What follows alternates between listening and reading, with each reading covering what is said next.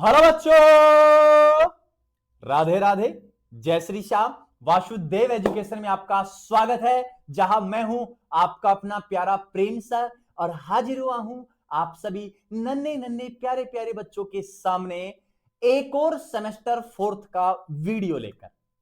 जैसा कि बच्चों आप सभी को पता है कि आपके सेमेस्टर फोर्थ केमिस्ट्री सब्जेक्ट का एग्जाम 4 अगस्त को होने वाला है। और जब ये 4 अगस्त को एग्जाम होगा तो आपको ऐसे क्वेश्चंस की तलाश है जो बिल्कुल एग्जाम ओरिएंटेड हो, मतलब जो पढ़ो वो ही आपके पेपर में छप जाए, ऐसा आपके दिमाग में चल रहा है। और आपकी जो दिमाग की बात है वो हमने सुन ली है, ऐसा आप समझ सकते हैं। और उसी बात के लिए हम आपके सामने लेकर हाजिर हुए हैं सेमेस्टर फोर्थ के सब्जेक्ट केमिस्ट्री के यूनिट नंबर 3 के इंपोर्टेंट क्वेश्चंस का वन शॉट लेकर। और क्वेश्चंस भी ऐसे बेटा जो आपके पेपर में छपने वाले हैं। अब मैं ये ज्यादा कुछ नहीं कहूंगा कि हम ऐसे करते हैं, हम ऐसे करते हैं, हमने ऐसा करके दिखाया है, नहीं। ये सब आप डिसाइड करेंगे, क्योंकि पहले भी आपके 2 पेपर हो चुके हैं मेन वाले, बॉटनी और फिजिक्स का, मैथमेटिक्स और जूलॉजी का। जजमेंट आप खुद कर सकते हैं कि वास्तव में जो सर ने इस चैनल पर क्वेश्चंस प्रोवाइड करवाए थे वो वास्तव में एग्जाम ओरिएंटेड थे या नहीं थे, फैसला आप करेंगे। मैं बढ़ता हूं आगे। मैंने कहा बेटा यूनिट नंबर 3 के इंपोर्टेंट क्वेश्चन है। जो बच्चे इस वीडियो को देख रहे हैं उनके मन में एक सवाल पैदा होगा कि सर बाकी 2 यूनिट के इंपोर्टेंट क्वेश्चंस कहां हैं। तो मैं उन बच्चों के लिए कहूंगा कि पहले तो आप इस चैनल को सब्सक्राइब करो, क्योंकि आप नए हो। बेल आइकन को हिट करो, नोटिफिकेशन ऑन करो, जिससे आने वाला कोई भी वीडियो आपसे मिस ना हो। और फिर आप जाओ पीछे बैक में, और बैक में जाओगे तो 2 यूनिट के क्वेश्चंस मैंने ऑलरेडी अपलोड कर रखे हैं, वहां जाइए और देखिए। आगे से ऐसी भूल ना हो तो आज ही चैनल को आप सब्सक्राइब कर लीजिए। अब बढ़ता हूं बच्चों में आगे इसके इंपोर्टेंट क्वेश्चंस की। और इंपोर्टेंट क्वेश्चंस से पहले मैं हमेशा एक बात कहता हूं, तो आज क्यों नहीं कहूंगा कि सबसे पहले जानना होता है सिलेबस। सबसे पहले जानना होता है सिलेबस, और जैसे ही देते हैं तो यूनिट हमारे बस में आ जाती है। और जब यूनिट आपके बस में हो जाएगी तो फिर बाकी क्या रह जाएगा, कुछ बाकी नहीं है। तो बेटा यूनिट नंबर जो 3 अपने पास, वो अपने पास क्या है समझो। यहां है बेटा सबसे पहले कार्बोक्सिलिक अम्ल का। सबसे पहले हमारे पास जो सब यूनिट है वो हमारे पास है कार्बोक्सिलिक अम्ल। और कार्बोक्सिलिक अम्ल है तो जस्ट मैंने कह दिया है कि मैं बात कर रहा हूं कार्बोक्जिलिक एसिड की। कार्बोक्जिलिक एसिड की मैं बात कर रहा हूं। इसके बाद इसी यूनिट में जो पार्ट है बेटा, वो पार्ट है हमारे पास डाई कार्बोक्सिलिक अम्ल। डाई कार्बोक्सिलिक अम्ल कह सकते हो, ये लीजिए डाई कार्बोक्सिलिक अम्ल है। चलो सर मान लिए हम आपकी बात को, तो जस्ट यहां मेंशन किया है डाई कार्बोक्सिलिक अम्ल। डाई कार्बोक्सिलिक अम्ल है यहां पर, ये लीजिए। नेक्स्ट अगर मैं बात करूं बेटा, तो नेक्स्ट हमारे पास है कार्बोक्सिलिक अम्लों के व्युत्पन्न। किसके व्युत्पन्न है बेटा? कार्बोक्सिलिक अम्लों के। कार्बोक्सिलिक अम्लों के क्या रहने वाले हैं? व्युत्पन्न रहने वाले हैं। तो यहां लिखूंगा मैं डेरिवेटिव्स ऑफ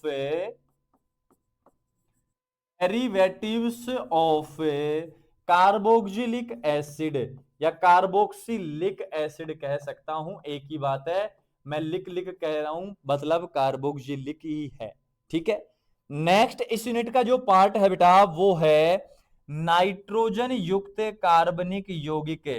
कौन सा है बच्चों? हमारे पास है नाइट्रोजन युक्त कार्बनिक यौगिक। कौन सा है बच्चों? नाइट्रोजन युक्त कार्बनिक यौगिक। इसको मैं चाहूं तो इसको मैं कह सकता हूं, इसी के नीचे लिखूंगा nitrogen containing, nitrogen containing containing organic compounds की बात चल रही है। ऑर्गेनिक क्या है बेटा, कंपाउंड्स की हम यहां पर बात कर रहे हैं। नाइट्रोजन कंटेनिंग ऑर्गेनिक कंपाउंड्स की हम यहां पर क्या कर रहे हैं, बात कर रहे हैं। क्लियर यहां तक की मेरी बात। अब जैसे ही मैंने ये सिलेबस लिखा यूनिट नंबर 3 का, आप सभी बच्चे एक बात तो समझ गए कि सर आप ये बताएंगे कि मेन क्वेश्चन कहां से बनेगा और अथवा वाला क्वेश्चन कहां से बनेगा। हम आपकी बात बिल्कुल समझते हैं, तो मैं कब मना करूंगा कि आप मेरी बात को नहीं समझते हैं। आप ही तो हैं जो मुझे समझते हैं। क्लियर है बात। तो मैं कहूंगा बेटा अब क्या कह रहा हूं वो सुनो। मैंने कहा है सुनो, कार्बोक्सिलिक अम्ल, कार्बोक्सिलिक अम्ल, कार्बोक्सिलिक अम्ल है, तो ये तीनों पार्ट मिलकर, ये तीनों पार्ट मिलकर आपके मेन क्वेश्चन का निर्माण करेंगे। यहां से आपका मेन क्वेश्चन बनेगा। यहां से आपका क्या बनेगा बेटा, मेन क्वेश्चन बनने वाला है। बच गया पार्ट कौन सा, नाइट्रोजन कंटेनिंग ऑर्गेनिक कंपाउंड। तो इससे बेटा आपका बनेगा, इससे आपका बनेगा और या अथवा का क्वेश्चन। और या अथवा का क्या बनेगा, क्वेश्चन बनेगा। ये लीजिए बेटा, ये लीजिए, ये हमारे पास डिवाइडेशन हो चुका है। अब सर ये और बता दो कि अगर आप हमारी जगह होते, अगर आप हमारी जगह होते तो आप इन दोनों में से कौन सा पार्ट पढ़ते। तो बेटा मैं अगर आपकी जगह होता तो मैं नाइट्रोजन युक्त कार्बनिक यौगिक पढ़ता। अब ऐसा नहीं है कि मैं ये भी पढ़ा देता हूं, ये भी पढ़ा देता हूं, मैं तो सारा पढ़ लूंगा आज की डेट में। तो उस समय होता तो मैं शायद ये पढ़ता, आपकी जगह मैं होता तो शायद मैं ये पढ़ता। मैं ये कहना चाह रहा हूं बस आपको। क्लियर यहां तक की मेरी बात। तो आपको जो पार्ट बेस्ट लगे वो पार्ट आप यहां पर पढ़ सकते हैं। आगे चलूं, इंपोर्टेंट क्वेश्चंस की ओर बढ़ने से पहले मैं आपको एक छोटी सी बात कहूंगा, और वो बात यह है कि अगर आपको इन क्वेश्चन का, अगर आपको इन क्वेश्चन का क्या चाहिए बेटा, आंसर पीडीएफ चाहिए। क्या चाहिए इनका, आंसर पीडीएफ चाहिए इन इंपोर्टेंट क्वेश्चन का। तो आप 7792929796 या 9928943939 इन पर आप हमें क्या कर लेंगे, व्हाट्सएप पर कांटेक्ट कर लेना।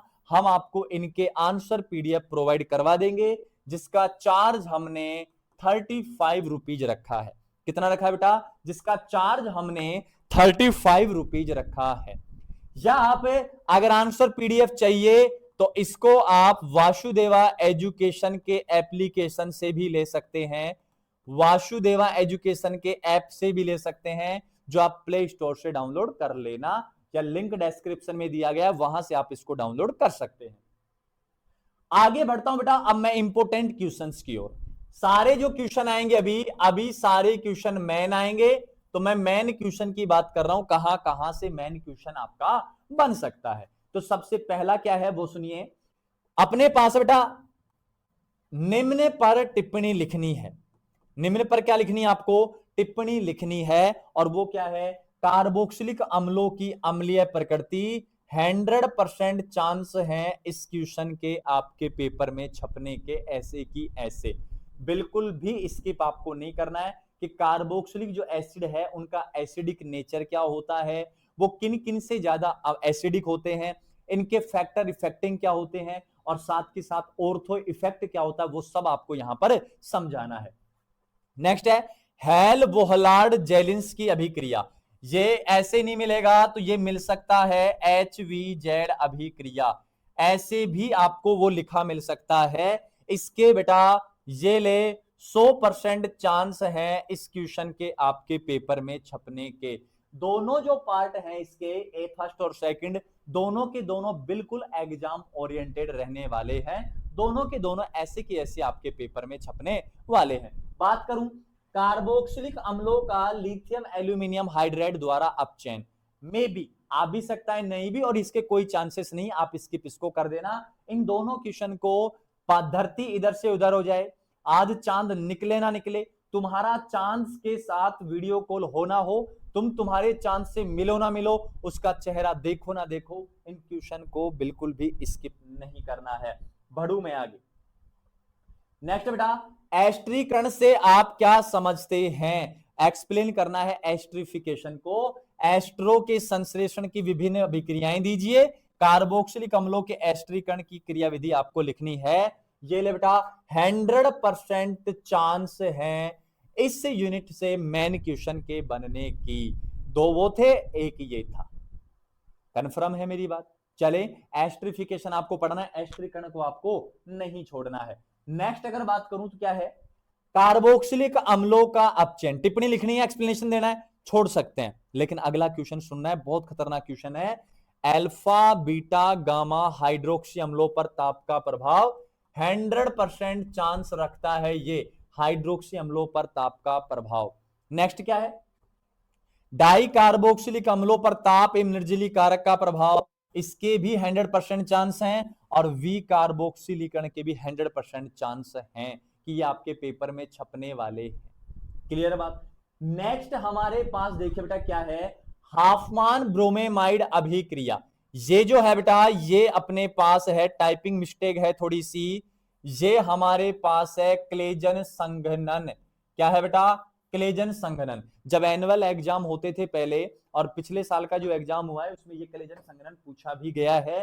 तो बेटा हाफमान ब्रोमेमाइड अभिक्रिया, ये दोनों, और मैंने पहले भी कह रखा है कि ऑर्गेनिक का जो पार्ट है बहुत ज्यादा लेंथी है, आप खुद जाके देख लो। अरे कितना, 4 तो उसमें सब यूनिट है, और उनमें कितने टॉपिक्स होंगे आप एनालिसिस कर सकते हैं। तो बेटा ये ऑर्गेनिक है, बहुत ज्यादा मैटर है इनमें। जैसे इनऑर्गेनिक थी, मैंने 2 4 5 क्वेश्चन ही आपको बताए थे, उससे ज्यादा मैं नहीं गया, लेकिन ऑर्गेनिक है, कहीं से भी क्वेश्चन गिर सकता है, तो मैं पहले ही सचेत होकर आपको चला देता हूं, मैं पहले ही आपको जागरूक कर देता हूं बेटा, क्वेश्चन कहीं से भी आ सकता है, और जहां से आएगा 100% मैंने लगा दिया है।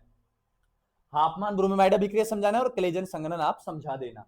नेक्स्ट अगर बात करूं बेटा, अर्नांट आर्नस्टेड अभिक्रिया, ये ले बेटा 100% चांस रखता है अर्नांट आर्नस्टेड अभिक्रिया, इसको आर्नट आर्नस्टेड अभिक्रिया भी कहते हैं।